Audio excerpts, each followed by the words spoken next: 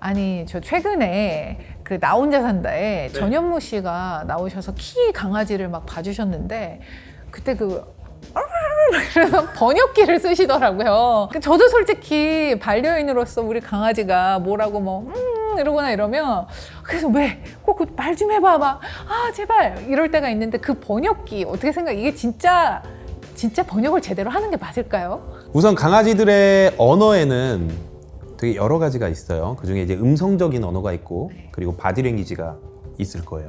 이 둘 중에 뭐가 더 중요하냐라고 따진다면 전 바디랭귀지가 더 중요하다고 항상 말씀을 드려요.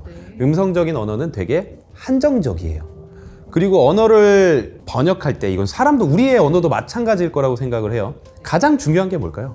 맥락이죠. 그쵸. 네. 높은 음은 누군가를 부르는 소리, 낮은 음은 저리 가라는 소리, 이런 정도의 규칙들은 있어요. 그러니까 예를 들어서 그래서 네 하는 거냐, 방어. 나한테서 멀어져. 네. 멀어지면 아무 일도 일어나지 않을 거야 라는 뜻이에요. 이 정도의 규칙은 있어요. 근데 되게 재밌는 게 도 즐거울 때도 나타날 수 있단 말이에요. 그래서 가장 중요한 게 맥락.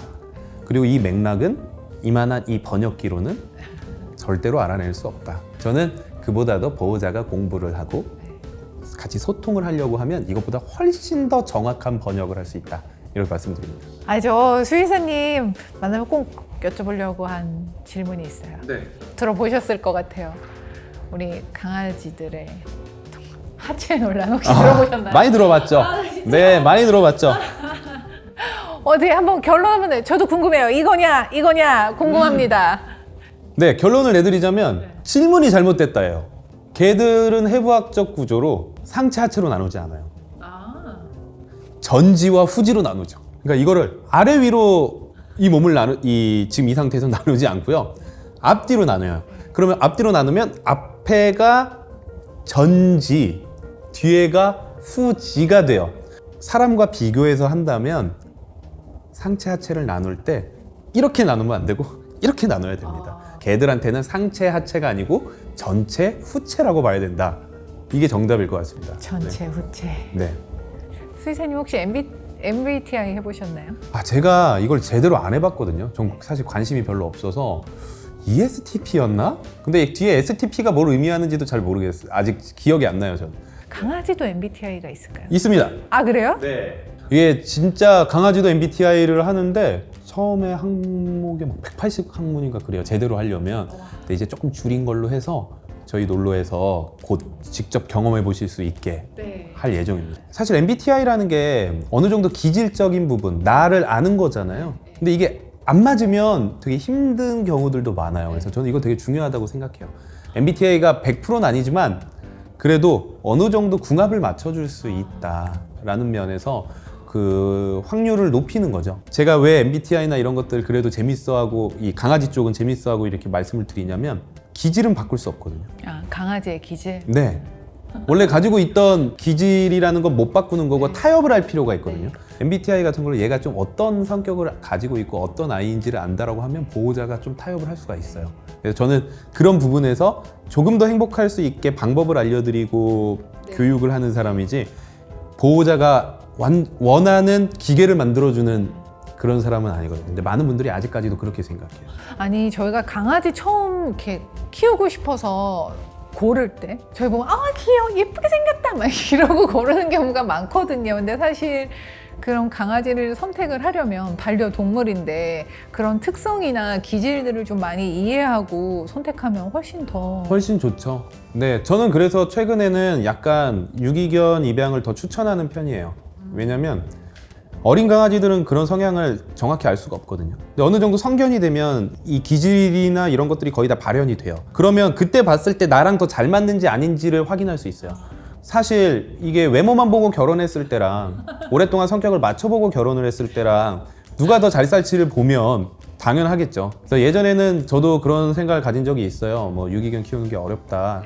근데 제가 세상이를 키워보고 주위에서 그런 친구들 많이 만나보고 봉사활동을 다녀보면 그 생각이 많이 바뀌었고 최근에는 오히려 성견이 된 친구를 좀 자주 가서 만나보면서 연애하듯이 몇 번 같이 산책도 해보고 하다 보면 이 친구가 나랑 맞는지 안 맞는지가 보이거든요. 내가 감당할 수 있을지 안 있을지가. 그러니까 그런 연애 기간이 꼭 필요하다. 네. 수의사님, 아니 요즘 동물병원도 꽤 많이 생기고 있어요. 네. 근데 참 많으니까 더 고르기가 어려운 것 같긴 한데 좋은 동물병원 선택하는 요령이 있을까요? 이거는 되게 어려울 것 같아요.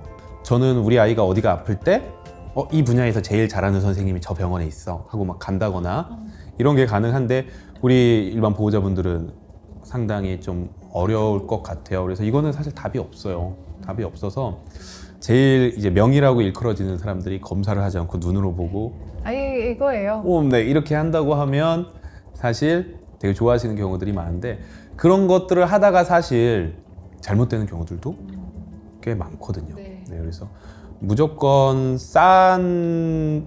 싸다고 해서 잘하는 병원이 아니고 비싸다고 해서 뭐 과잉 진료하는 병원이 아니다라는 거는 한번 좀 알고 계셔야 될 것 같아요. 근데 물론 모든 집단에서 나쁜 사람들이 있어요. 저도 소문도 듣고 안 해도 되는 검사를 맞아요. 한다거나 있어요. 근데 네. 그거를 알아내기는 전문가가 아닌 이상 힘들어요. 일반인 보호자분들 입장에선 그게 너무 힘들기 때문에 사실은 좋은 동물병원을 고른다. 이게 좀 쉬운 일은 아니죠. 왜 이런 검사를 해야 되고 이런 것들에 대해서 설명은 그래도 잘 해줄 수 있는 선생님을 만나보는 게 어떨까 싶어요. 네.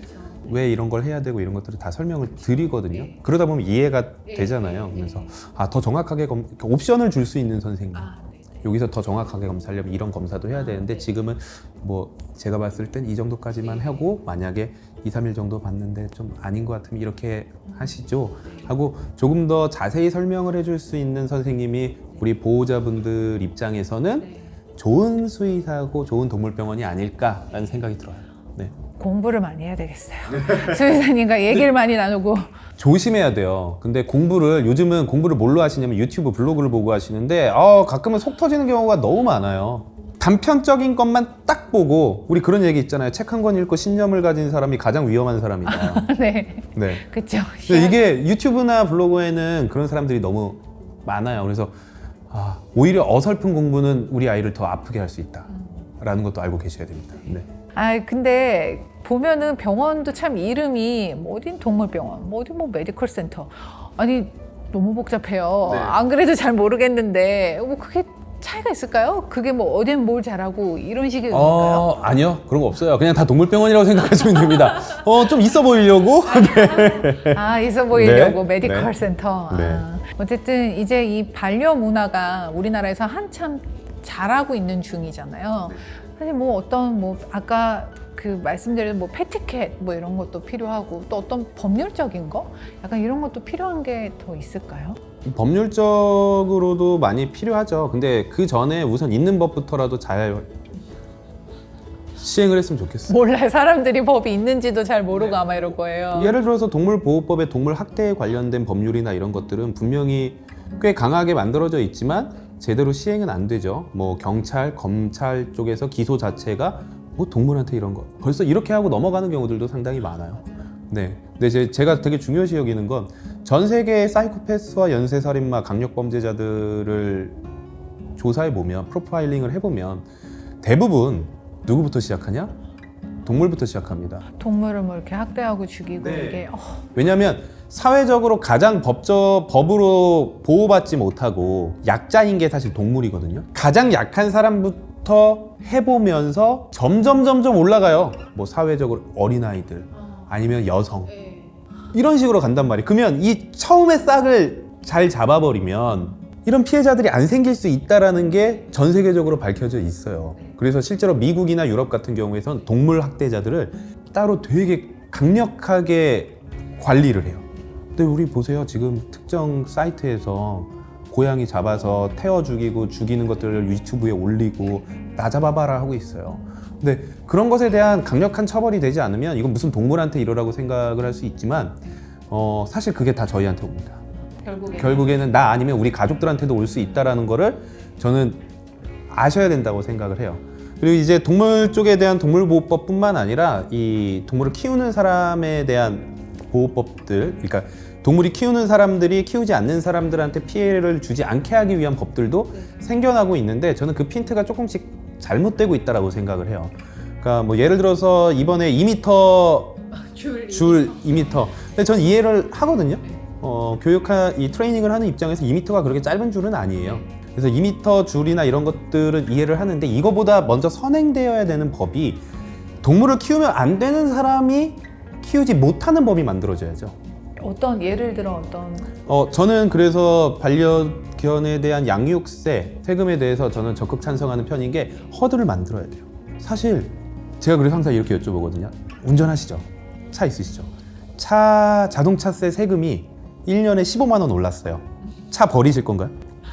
못 버리죠. 안 버리죠.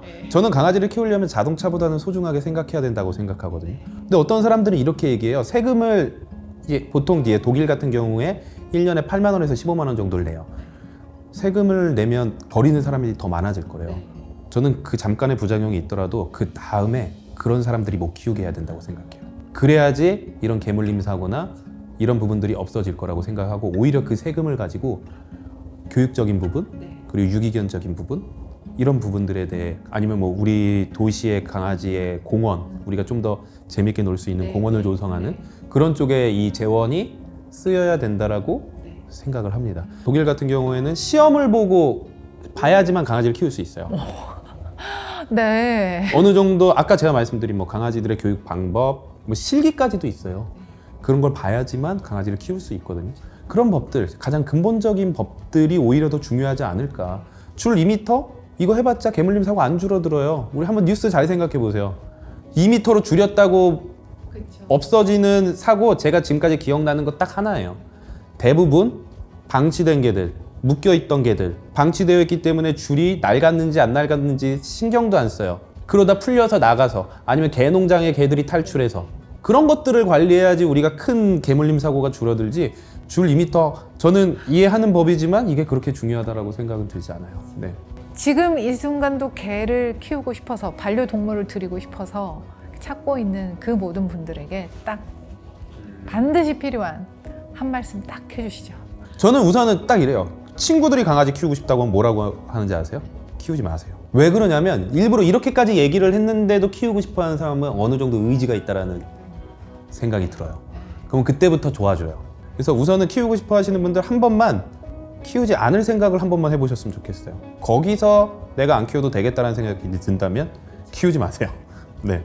그렇죠. 너무 쉽죠. 너무 쉽게 키우고 또 너무 쉽게 버리고 반복되고 있으니 지금은 법적인 허들이 없기 때문에 제가 허들을 한번 만들어 보는 거예요. 키우지 마세요. 네. 정말 반려인들도 많이 반성해야 되는데 그렇죠? 수의사로서 반려인에게 따뜻한 조언 한마디 해주세요. 저는 사실 우리나라 되게 빨리 잘 발전하고 있다고 생각해요. 네. 발전하는 속도를 본다면 그 성숙도도 뭐 언론에서는 맨날 그렇게 욕을 하지만 저는 그렇게 보지 않아요. 잘하고 계시는 것 같아요. 그래서 저도 열심히 이식 변화를 위해서 노력을 할 테니 지금처럼 더 많이 공부하고 우리 반려견과 사람이 행복하기 위해서 같이 노력을 해주셨으면 좋겠어요. 너무 안타까워하지 마시고 과도기에 이런 일들은 일어날 수 있다라고 생각을 하니까요. 너무 안타까워하지 마시고 우리가 지금처럼 잘하면 더 인식은 좋아질 거라고 생각을 합니다. 왜 아까 그랬잖아요. 어떤 수의사가 돼야 된다를 한번 생각해서 결정해야 되는 시기가 있었다. 그걸 좀 다른 표현으로 하면 소명이라고도 할 수 있는데 그래서 수의사님이 생각하시는 수의사로서의 나의 소명이 무엇일까요? 제가 사실 저한테 솔직히 말하면 소명 같은 건 없었어요. 처음에는 그냥 행동학이라는 게 재밌었고 관심이 있어서 시작을 했는데 어쩌다 보니 운이 좋아서 유명해졌고 많은 분들이 좋아해 주시니까 저한테 소명이라는 게 어쩔 수 없이 생기는 것 같아요. 사회적 책임이나 소명이라는 게 생기는 것 같고 제 소명은 뭐 그냥 뭉뚱그려서 얘기하면 반려동물 문화의 한 단계 업그레이드 네, 그렇죠. 그리고 그 안에는 사실 지금 저는 그렇게 생각해요. 지금 우리나라 사회에서 동물을 키우는 사람과 키우지 않는 사람들의 이 반목이 상당히 크다라고 생각을 해요. 거기에 그 근본적인 원인은 사실 또 사회적인 부분이 있다라고 생각은 들지만 그런 부분들을 좀 더 스무스하게 지금 뭐 1, 2년 안에 절대 바뀌지 않는다라고 생각을 하고요.